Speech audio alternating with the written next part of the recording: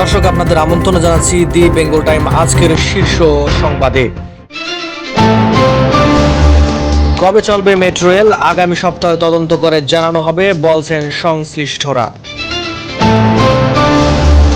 ছাত্র আন্দোলন কেন্দ্র করে মধ্যপ্রাচ্যে ভিসা জটিলতা, আন্তর্জাতিক ফ্লাইট পরিচালনায় বিলম্ব, চিন্তায় ভাঁজ পড়েছে ট্রাভেল এজেন্টদের। হুন্ডিতে টাকা পাঠানো নিয়ে চলছে অপচেষ্টা, টাকা পাচারের নতুন কৌশল বললেন অর্থনীতিবিদরা।